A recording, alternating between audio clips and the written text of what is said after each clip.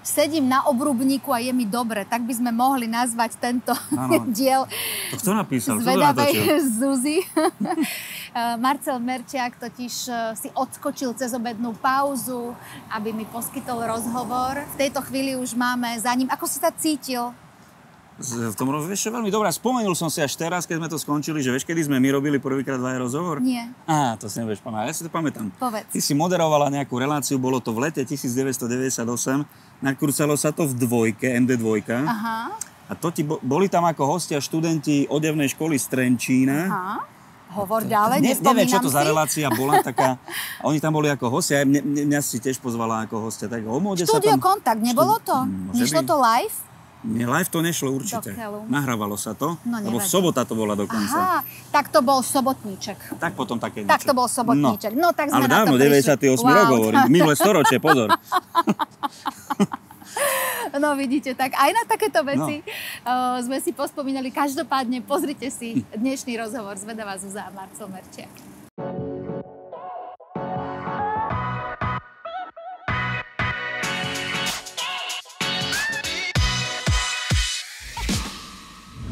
Prejdeme sa? Prejde jasne, kľudne. Hej. Blízke, poznám to tu trošku. Hej, tak nás zober na nejaké tvoje obľúbené miesto. Nebude ti vadiť, že si nechám klobúk, lebo veľmi svieti slnko. No, kľudne, pokojne.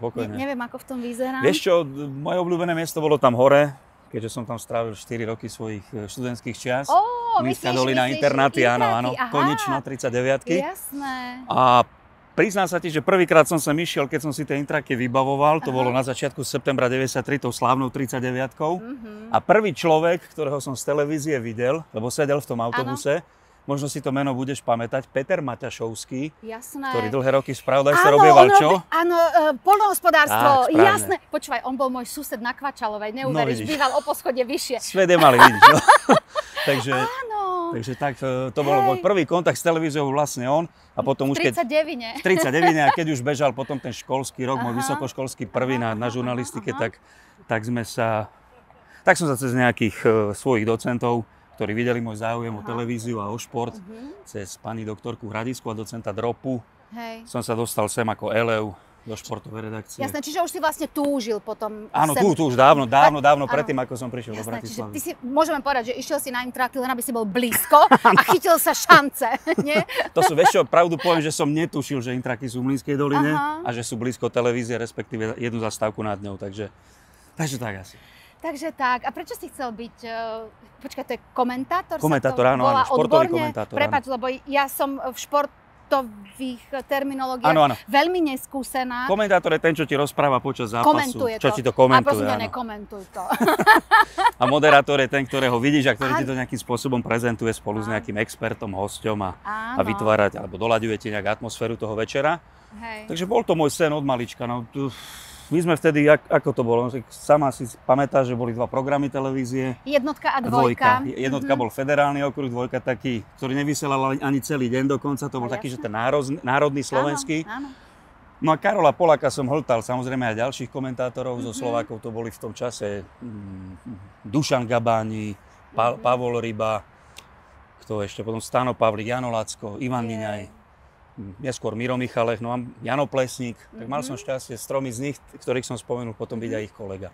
Pamätáš si na svoju prvú prácu, ktorú si dostal? Áno, samozrejme, že áno. Teda takto, prepáč, toto bola tak blbá otázka. Bola blbá, lebo ja teba strašne obdivujem, čo ty v tej hlave všetko máš, čo ty si všetko pamätáš. A ja sa jeho spýtam, že či si pamätá.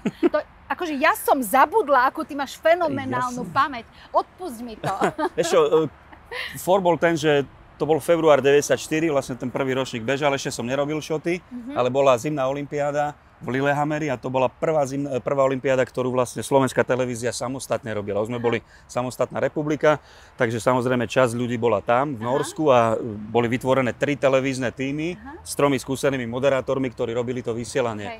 A Milan Michališ, taký môj mentor tuto v televízii, bývalý vynikajúci rozhlasový reporter, on si ma zobral akože pod krídla, Marcel, budeš v mojom tíme, tak tam som nejaké prvé šotiky písal, grafiky pripravoval. Čo to je šotiky písal? Šotik, to znamená, text dostane, že tu máš na 30 sekúnd zreferujú, čo sa udialo, ja neviem, v súťaži sankárov, ktorá vyvrcholila, a ty máš nejaké informácie, vtedy to bolo z ďalekopisu, nám ešte chodili tlačové správy, tak z toho som to pripravil. A bol si na obraze? Alebo Nie. Potom aj prvýkrát som vlastne dostal šancu aj načítať nejaký shot, chod si to vyskúšať na mix, tak vypočuli si, dobre, to pustíme do vysielania, OK. Ale také, že si išiel na shot do terénu, to znamená tu v Bratislave, alebo v okolí niečo nakrúcať, tak to si predstav, to ti bolo tesne po tej olympiáde, tuto na Pražske je taká telocvičňa a tam ti seniori mali spoločné súborové cvičenie, prezentovali predtým, ako o 2 mesiace neskôr pôjdu na všesokolský zlet do Prahy. To znamená, to boli seniori v modrých teplákoch, v takých cvičebných úboroch, dôchodcovia a dôchodkyne. Áno. No a cvičili tam pred publikom, ktoré im zatlieskalo. My sme to tam nakrútili, urobil som nejaké 2 rozhovory k tomu a robil som z toho shot. Perfektné. No. Začiatky sú ťažké. Začiatky sú... vieš čo, no kde sa to máš naučiť? Ako nemôžeš ťa pustiť hneď k veľkým veciam. A ja si myslím, že je hrozne dôležité, aby aj mladá generácia, ktorá nás sleduje, aby, keď oni po niečom túžia, aby nemali ten pocit, že dostať sa tam, kde si ty, že to bolo tak, vieš? Mám taký pocit, nie je to z mojej vlastnej hlavy, je to z jednej Kunderovej knihy, že to posledné, možno už polstoročie, možno dlhšie, poviem to, čo napísal, že ľudia kedysi, pre roľníka, robotníka, remeselníka, pre mnoho ďalších profesí. Práca bola súčasťou zmyslu života. Práca ťa vlastne definovala. To znamená, že áno, niekto vedel, že chce byť niečo a robil všetko preto, aby bol v tom dobrý. Aby keď sú dvaja obuvníci vo väčšom meste, aby proste ty si bol lepší ako ten druhý, pretože k tebe príde viac ľudí. Kdežto dnes trošku tie novšie generácie berú tú prácu ako nejakú samozrejmosť a tým pádom prichádza nejaká ľahkovážnosť, nie je v tom také zaujatie. Nehovorím, nehážem všetkých do jedného vreca, pozor, nie. Jasné. Ale treba vedieť, čo chceš, to je najdôležitejšie poznanie v živote, vedieť, čo chceš a keď máš tú šancu za tým ísť, tak treba za tým ísť. Ako si za tým išiel ty? Aj si sa učil nejaké veci, alebo študoval si, alebo... Nebolo to štúdium ako v škole, že teraz tu máš látku a naučajú, zajtra musíš vedieť toto a pozor, o pol roka bude písomná práca, kde sa to všetko zhrnie a budeš musieť vedieť o pol roka bude olympiáda, budú tam tí športovci a budeš musieť vedieť, kto je odkiaľ, ako sa volá, koľko má medailí. To sa učíš, nie? Učíš, nechystáš sa na to, sleduješ si to, potom príde už ten deň, keď sa súťaží a deň vopred máš nejakú štartovú listinu a ešte si vieš o nich vyťahnuť nejaké zaujímavé veci, ale musíš vedieť, kto v tom je dobrý, od koho sa čo očakáva. Čiže je to neustále štúdium. Keď som končil školu, ja som mal iba 4-ročnú tú žurnalistiku, v 97. roku, tak ma ešte mamina neboha a kamaráti ma nabadali, však chod si urobiť ešte nejakú ďalšiu. A mne sa stalo to, že keď som sa musel učiť naozaj tie poučky, frázy na záverečnú štátnicu, mne tiekli slzy doma normálne. Slovenčina bola najťažšia na tej štátnici a mne normálne tiekli slzy, že bože môj, ale už som sa presvedčil, ešte sa to nauč, je to naposledy v tvojom živote. Samozrejme netušiac a nikdy som to tak nebral, že táto moja práca je tiež nejaké neustále štúdium, neustále si v hĺbke niečoho. Ale to je práve to, že niečo ťa zaujíma, niečo ťa baví a niečo bereš ako povinnosť. A to je obrovský rozdiel medzi štúdiom a štúdiom v úvodzovkách. Čiže neľutujem to, že som nešiel na nejakú ďalšiu školu drviť sa právo, alebo ja neviem čo, a znovu zaťažovať mozog niečím, čo nejak ti ten mozog nie, že nechce absorbovať, ale nezaujíma ho to. Takže vždy každému hovorím, preto je tá pamäť taká dobrá, že jednak si pamätáš, niečo spájaš si vizuálne, že vtedy sa toto odohralo a stál som tam na tom štadióne, takto to bolo, odtiaľ išla lopta, pamätáš si to z obrazu, proste neustále si pozeráš nejaké archívne veci a musí v tom byť záujem o to. Ako náhle ten záujem tam nie je, podľa mňa aj to ti musia potvrdiť aj ľudia, ktorí sa zaoberajú históriou, filozofiou, určite lekári, právnici. Bez toho, aby mal právnik záujem o to robiť právo dobre a vymyslieť niečo, vykoumať, tak nedostal by sa k tomu, že nájde precedens nejaký v práve. Myslím si, že je to tak. Určite. Ja to nazývam takým slovom, že vášeň. Že mať pre niečo vášeň. Zaujatie. Tak. Áno. Commitment tomu hovorí angličtine. Áno. Lebo keď to máš tak akože zvnútra, tak to v podstate ani neberieš ako prácu. Nie je to pre teba, že zase musím ísť do roboty. Ale je to práve takéto, že som tam, kde ma to strašne baví. No, mňa to baví, takže. A ešte vidno. Najkrajšia vec na svete, a to som pochopil potom časom, niekde som začul tú frázu, že najväčšie šťastie v živote človeka je po profesionálnej stránke, nielen v súkromnom živote, ale v tom profesionálnom, keď sa práca stane jeho koničkom. A u mňa to platí tak aj tak, je to obojstranné. Čiže som za to Bohu vďačný a robím, čo sa dá. No. A my sme vďační teda, že sa ti podarilo vlastne túto svoju ambíciu naplniť, lebo je to zážitok počúvať ťa, alebo cítiť tam prosto, že to ide cez to srdce. Ide ti to ale tak ľahučko. Mnohí ľudia si možno myslia, že prídeš k mikrofónu a v podstate len si pozrieš, kto hrá, čo hrá, jak hrá a už rovno ideš. Nie, to roky v tých rozhovoroch odporujem tomu samozrejme. Sú možno aj takí borci, ktorí si o sebe namýšľajú, že... Posadíme sa? No, možno. Poď, sadníme si sem. Ktorí si možno nejakým spôsobom nahovárajú, že a dám to. A určite by som to dal so zostavami v ruke, nebol by problém. Lenže by to nebola tá úroveň, ktorú sám od seba požadujem. A neznášam na tejto robote jednu vec. Nie, že neznášam, snažím sa tomu vyhýbať, aby to neprišlo nikde, to je rutina. Aha, jasné. Keď začneš všetko brať rutinérsky budeš robiť každý jeden svoj priamy prenos, tak ustrneš podľa mňa. Čiže stále treba hľadať, všímať si to, ako to robia iní, čím to vylepšujú. Čiže sleduješ aj... A ja samozrejme, že áno. Aj zahraničné hlavne, pretože oni sú tam vždy nejakým spôsobom. Ten britský, americký televízny športový svet je ďaleko pred nami, samozrejme. Čiže ako to robia, na čo kladú dôraz, ako sa pýtajú, čo hovoria vtedy, keď padne gól, čo hovoria vtedy, keď bola šanca zahodená a podobné veci. Všímam si to veľmi, aj toto veľmi rád študujem. Je nejaký rozhovor, na ktorý rád spomínaš, ktorý si vedol či už nejakým trénerom alebo športovcom? Vieš čo, ich strašne veľa, bolo ich veľa. Mal som tu česť, že bolo to na rozhraní rokov 2010-2011, dostal som na to nejaký 5-mesačný čas a nakrúcal som históriu slovenského futbalu tak, že sem do Mlynskej doliny do štúdia chodili na hodinové, dvojhodinové rozhovory významné osoby slovenského futbalu. Nebolo to do prenosov, bolo to len na využitie do toho štvordielneho dokumentu. Dokopy 4 hodiny to malo. A to boli naozaj rozhovory, kde sme išli trošku do hĺbky tej histórie, prečo bolo to mužstvo také dobré, ten hráč taký dobrý. Vždy je krásne, keď napríklad o nebohom Petrovi Dubovskom, keď rozprávali jeho bývalí spoluhráči, bývalí tréneri, ale aj veľkí hráči, ktorí ho nikdy nevnímali ako vzťah zverenec hráč, ale proste Jozef Adamec o ňom rozprával, alebo ja neviem, Stano Jarábek a ďalšie legendy.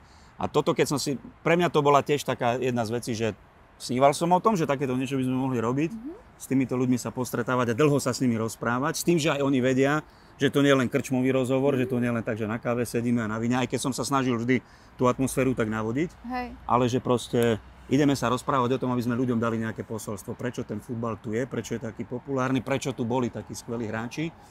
Jednoducho, že tá mladá generácia sa má za čím obracať a kde hľadať príklady a veľké vzory a toto ma strašným spôsobom naplňalo. Rád na to spomínam, na každý jeden, pretože tam sa vystredalo aj veľa ľudí, ktorí už za ten čas sa pominuli z tohto sveta. A čo povieš na publikum, čo povieš na fanúšikov? Aký je tvoj vzťah k nim? Myslíš televíznych alebo športových? Tak celkovo. Fanúšik športu, hej? Poď kam chceš. Vieš čo, patria k športu, proste pre nich sa to robí. Oni sú to publikum. Herci, idete na javisko a hráte pre tých 200 ľudí, ktorí sú tam, alebo viac, podľa toho, aká je sála. A odovzdávate im svoju energiu, pričom vaša úloha je daná.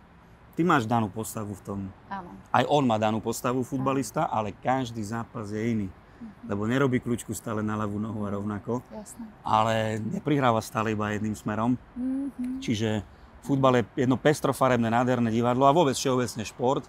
Je veľký rozdiel medzi kolektívnymi a individuálnymi športmi. A Karol Polák mi povedal jednu vážnu vec raz, že Marcel, vždy robte tak a uvedomujte si to, stále to majte na pamäti, že si musíte vážiť každého športovca.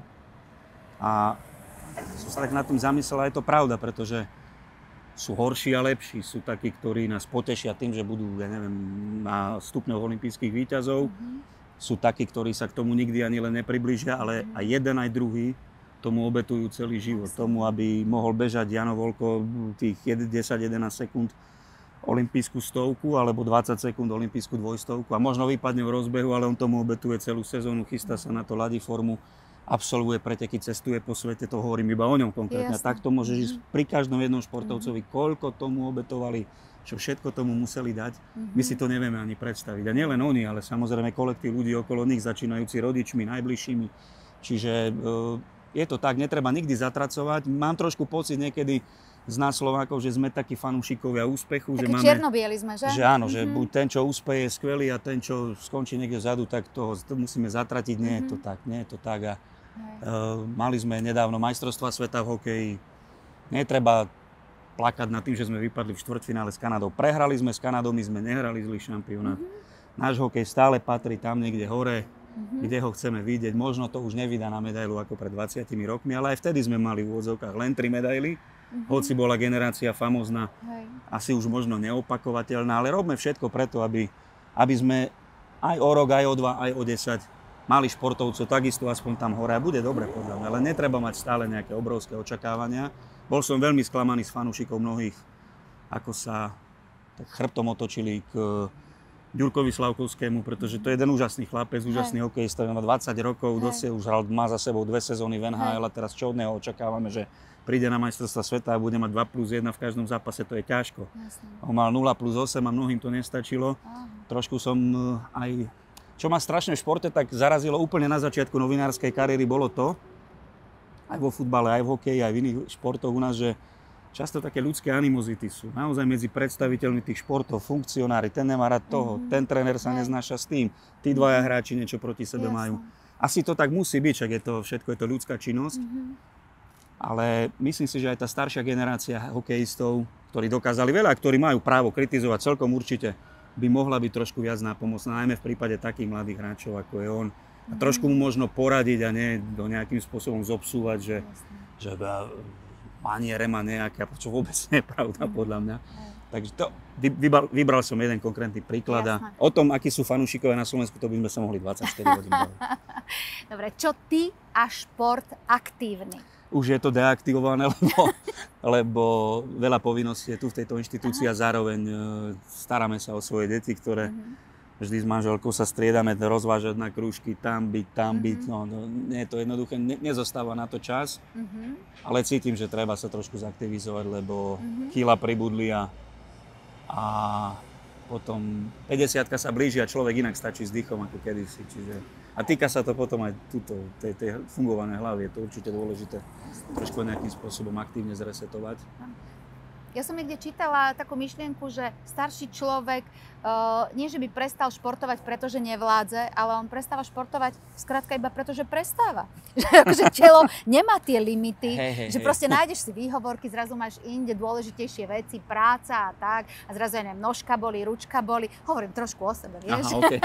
Z vlastných skúseností. Z vlastných skúseností, hej, že to tak nejak odíde. Čomu si sa ty venoval? Vieš čo, na dvore sme sa venovali všetkému, boli sme úžasné partie, ktoré proti sebe superili. Veľa detí nás bolo v tých 80 rokoch v Prešove. Na sídlisku 3, takže všetko možné, futbal, hokej, potom ten... Vybíjana, nie? Hokejbal, vybíjana, samozrejme, volejbal. A my sme vlastne, za nami bola škola na Prosťovskej ulici, z ktorej pochádzam, základná škola, ktorá mala obrovský športový areál. Takže tam sa dala hrať hádzaná atletika, bol tam veľký tartanový 300-metrový okruh s 5 či 6 dráhami, volejbalové ihrisko, tenisové ihrisko. Viacero také plácky na malý futbal, čiže boli sme stále s loptou vonku a myslím, toto trošku chýba aspoň aj tým mojim deťom, mám syna a dceru a nemajú to, že prišli sme domov a buď sa teda odložili úlohy potom na podvečer a išiel si von. Ale oni majú krúžky, prídu, naučia sa, nemajú proste takú nejakú partiu na tej dedine, kde žijeme, alebo v tej mestskej časti, kde by sa nejak grupovali a teraz programovo by chodili, v útorok ideme tam, v stredu si tiež ideme zahrať. Čiže keď chcem, aby syn hral futbal, tak musí byť v tom futbalovom klube u nás v Záhorskej Bystrici, čo aj je, má 3-krát týždenne tréning, potom cez víkend nejaký súťažný zápas, ale cítim, že to... Chodívaš sa pozerať? Chodím, jasne. Aj to niekedy komentuješ? Ešte niekedy, áno, vykriknem aj na rozhodcu, sem tam taký ako normálny športový fanúšik, ale snažím sa byť tak ako menej nápadný, no, aby nebol problém nejaký. Vieš, aká je doba súčasná. Viem, je to náročné. Aký si doma? Si taký kutil, ktorý doma niečo opravuje, alebo radšej nie? No, Bčko platí, čo si povedal. Manželka je z toho dosť tak na prášky. A vždy sú kamaráti, čo prídu, keď niečo treba opraviť, tak opravia.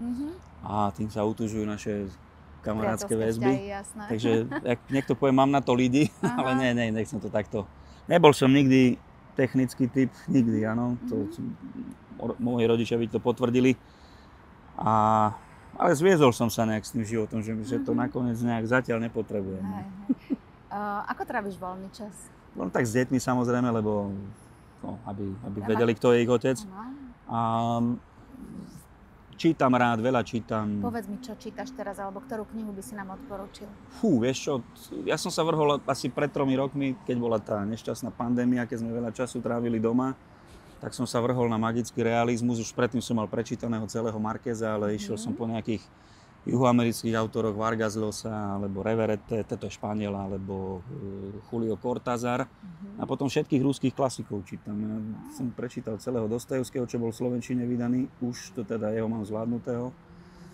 Ale k tomu sa dá stále vrácať. Neviem takú knižku z voleja, čo by som odporúčal, ale manželka cestou do práce, keďže robí v strede mesta, mi povedala, že má cestou do práce antikvariát. Tak som jej poprosil, že Turgeneva mi dones nejakého, keď tam bude, lebo ešte som nič nečítal od neho. Ešte to nie, to ešte nie. Prvé lásky sa to volá, alebo Prvá láska, to je taký príbeh 5 mužov, ktorí rozprávajú o tom, aká bola ich prvá láska. Veľmi taká pekná, šikovná kniha, ešte strašne mám rád vôňu tej knihy, keď sú staré, keď sú také už zožltnuté listy, to je proste taká tá patina v tom. Takže to. A ešte si čítam v angličtine, pretože sme boli v Londýne počas jarných prázdnin s deťmi.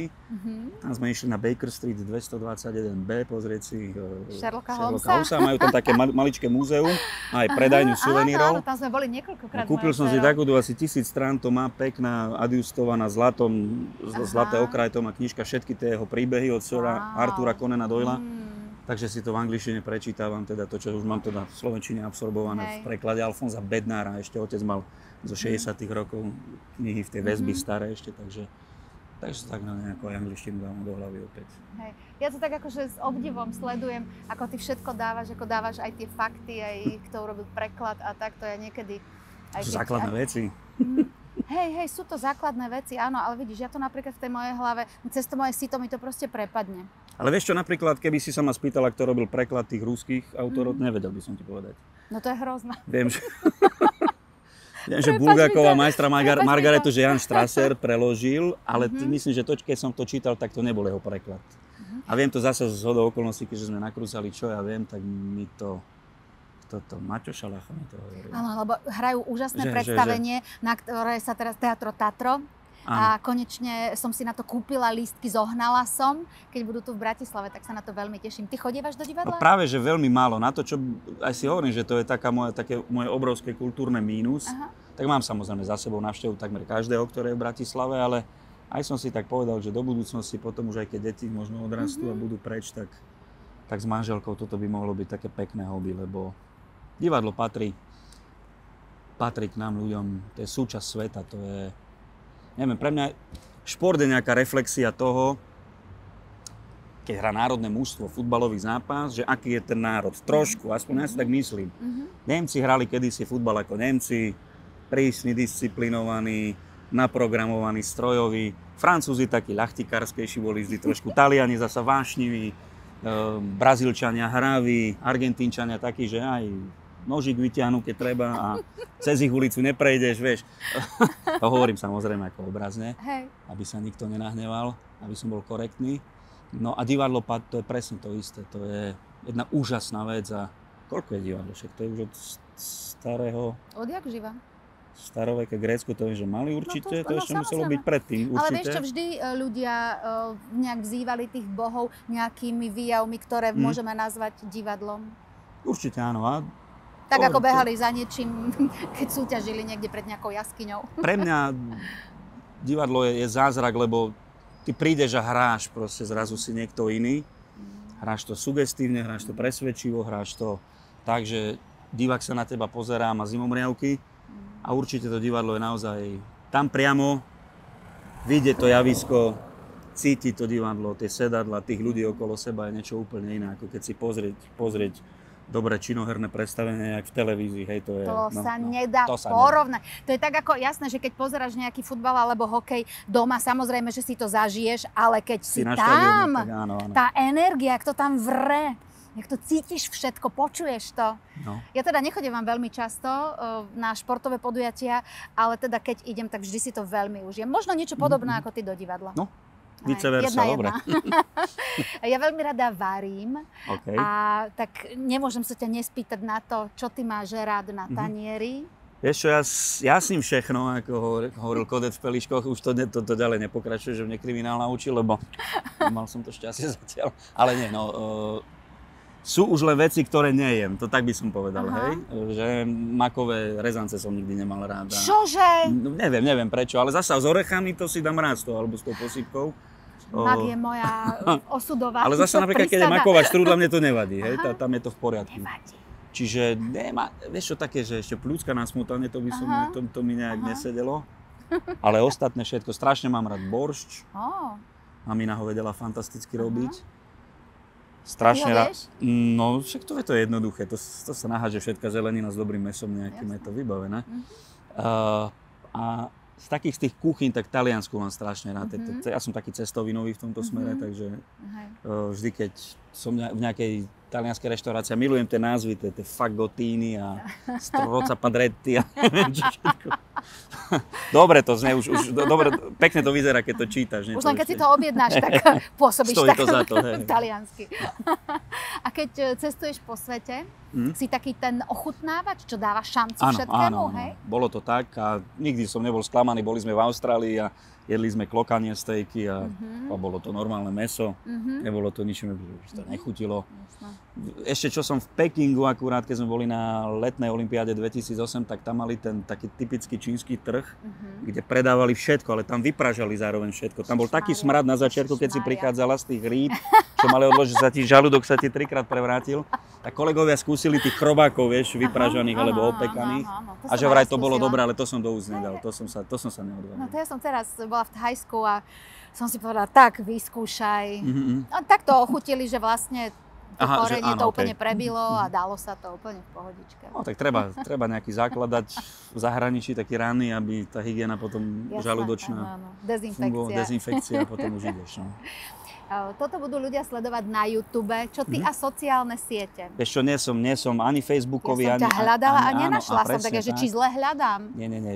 YouTube mám rád vyhľadávať, pretože tam milujem na tom to, že čo som ako malý chlapec v 80 rokoch nemohol vidieť, veľké zápasy môjho tenisového idolu Ivana Lendla, ja neviem, veľké zápasy Wayna Gretzkyho, keď bol v Edmonton Oilers a keď sa preslávil v NHL najviac, to ako len príklady uvádzam, alebo veľké pohárové zápasy, ktoré tu sa raz za rok vysielalo v finále pohára majstrov, ale ako hral Liverpool v semifinále, alebo Barcelona, alebo Real Madrid, to si nevidel.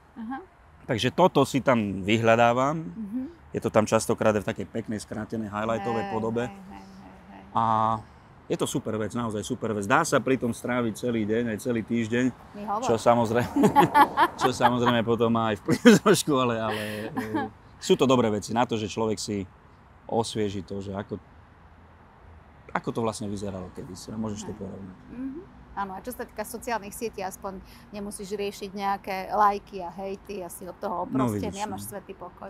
Vieš čo, bojím sa toho trošku, lebo už to, mám taký pocit, že to zašlo príliš ďaleko v mnohých prípadoch a aj to, čo sa stalo tu na Slovensku pred 2 týždňami, alebo teda pred pár dňami, tak nie je to dobré. Tá spoločnosť nekráča dobrým smerom. Treba sa upokojiť a začať Bugla to príliš. Áno, treba si začať vážiť jeden druhého, ale tí chlapci, ktorí sú hore na tom hradnom vršku, tí by mali ísť príkladom a nekájať sa teraz a uzmierňovať sa teraz, ale niečo spraviť dlhodobo preto, aby tu začala trošku fungovať iná kultúra. Jasné. Vážiť slova, lebo slova sú nesmierne, vedia byť zraňujúce, sú nesmierne silné. Mne sa stalo, vieš, ja som mal, čo ja viem, asi 4 roky dozadu, alebo ešte skôr. A mali sme tam otázku týkajúcu sa Reného Igitu, to bol bývalý slávny kolumbijský futbalový brankár, ktorý zároveň sa preslávil aj tým, že mal nejaké aféry ohľadom prepojenia na ten medelínsky klán, ako sa volal, Escobarov. Krstné jak sa volal Escobar. Pablo Escobar. Ja som si spomenula, som na seba pyšná. Nechodil porozumieť, Andrés Escobar, to bol futbalista, ktorého zastrelili v Kolumbii zase. No. A ja som tam potom utrusil úplne zbytočne nejakú poznámku, vieš, že bola si včera, vieš, ak sa tam vyhodnotí otázka, zaznie potlesk a ešte poprípade sa vysvetlí, že prečo je toto správna odpoveď. Ja som tam dodal úplne zbytočnú vetu, že teda on sa dostal aj do väznice, tak ako každý správny Kolumbíčan. No, tak a na to samozrejme prišla nejaká nota z kolumbijského veľvyslanectva, ak si dobre pamätám. A potom som sa aj ospravedlnil pri preberaní ceny. O to som v španielčine povedal jednu ospravedlňujúcu vetu. No nemuselo to byť. A vtedy si človek uvedomí, že naozaj sú veci a sú určité záležitosti, ktoré môžeš, ktoré by si mohol, ale ktoré by si zároveň nemal. Jasné, áno. Treba tie slova vedieť, použiť správne. Stáva sa. Aj majster tesár sa utne. Piješ radšej čaj alebo kávu? Kávu, ja som kávičkar. Pivo alebo víno? Vieš čo, tam je remíza, by som povedal. V lete pivo samozrejme, ale keď je jeseň a chladnejšie obdobie, tak vínko mám rád a tam je to tiež 50/50 večer. Radšej by si šiel k moru alebo na hory? Asi k moru. Do Ameriky alebo do Ázie? V Ázii som už bol veľa, tak do Ameriky asi. A radšej si v obleku alebo v teniskách? Si v tenis tak voľne. Oblek len keď je to nutné. Myslím ako každý z nás. A auta máš radšej športové, nízke alebo vyššie 4x4? Ja som muž, ktorý považuje auta za čisto, za vec užitkovú, ktorá ťa preveзе z bodu A do bodu B. A mne je to úplne jedno, či je to športák, alebo či je to pick-up, alebo... Si nočná sova alebo ranné vtáča? Aj. Čo robíš, keď nemôžeš v noci spať? Zapnem si telku a začnem čítať. To ma nejak potom uspí. Aký je Marcel Merčiak? Vieš si dať 3 prívlastky? Ako sa vnímaš ty sám seba? Fúha. No. Trošku neurotický. Zodpovedný. A rodine založený. Čo ťa dnes ešte čaká? Tento deň? Tento deň ma ešte čaká doľaďovanie nejakých plánov. Pracovných? Pracovných, áno, keďže mám na starosti našu programovú športovú službu.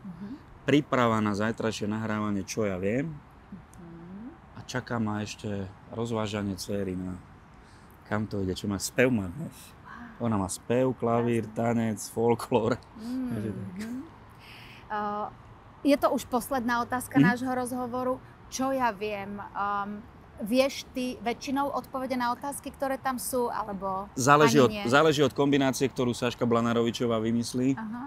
A ja sa priznám úplne slobodne, bez nejakých okolkov, že keď dostanem tú sadu 50 otázok na jednu časť, a bez toho, aby som sa pozrel na možnosti, tak pri 20 by som ani zaťať nevedel. To sú veci týkajúce sa nejakého showbizového bizáru, potom nejaké, ja neviem, prírodovedné záležitosti, zvieratá, druhy zvierat, rastliny, to ja som bol, nehovorím, že som antiprírodný, to ne, ale jednoducho v tomto som nikdy nebol zaujatý tým, ako som hovoril na začiatku. Takže ale veril by som si, že sa tam posadíš, ale nie zasa tak, že teraz prídem a musím vyhrať z tých 3, čo sme tam, že teraz, alebo že na koľko by si bodov trúfal. No záleží od toho, aké sú kombinácie otázok. Dokonca druhý rok už chodívame na športový kvíz, máme také štvorčlenné družstvo z našej športovej sekcie, alebo zo športovej redakcie tuto. Naviedol nás na to jeden iný kolega, ktorý pracuje na programe. Tak chodívame na športové kvízy a sme radi, keď vyhráme jeden z 5, lebo to naozaj tam príde zrazu nesadnutie otázky a asi mimo. Nejaký chrobáčik tu po mne. Áno, to je príroda. Áno, príroda, sme sa tu zasadili. Skôr ako ti poviem, že ďakujem, ešte sme neprebrali napríklad to, aký si šofér, či si súťaživý a akú hudbu počúvaš v aute. Ale to už, že... Aha. No aký som šofér, vieš čo, ja som mal vodičák od roku 93 a začal som tak naplno jazdiť o 15 rokov neskôr, takže nie som nejaký špičkový, určite manželka nemá dokonca dôveru, keď ideme domov na východ, keď obaja sme z Prešova, tak ona zásadne vždy šoféruje, nikdy mi nedovolí. Áno, prepáčte, poprosím novinárov, aby toto nevytrhli z kontextu, buďte takí zlatí, buďte láskaví k mojim hosťom. A potom čo ešte? Čo sa pýtala ešte, že šofér? Hudba Pink Floyd na prvom mieste. Wow. Potom... A či si súťaživý? A či som súťaživý? Tak už keď som súťaživý, tak chcem vyhrať, ale zasa keď prehrávam, tak nerobím z toho tragédiu, že teda sa teraz rozkrájam kvôli tomu a rozpláčem sa tu, že prehrávam. Vždy, keď sme hrali futbal a videl som, že ten super je lepší a naozaj to potvrdzuje a prehrávaš, tak prehráš, no čo sa dá robiť. Ale nie taký, že rezignujúci hneď, to nie. Ale súťaživý je každý chce vyhrať. Ten, čo rozpráva, že nechce vyhrať, tak chce vyhrať určite. No ďakujem ti veľmi pekne za tento veľmi príjemný rozhovor. Verím, že teda tvoja obedná pauza, že ešte stihneš sa aj najesť. To už bolo presne. Už bolo, stihol si, no dobre. Dobre, Zuzka, ďakujem pekne za pozvanie. No, Ja ďakujem krásne. Držme si palce, tak sa to hovorí. Držme si palce. Všetko dobré. Ahojte.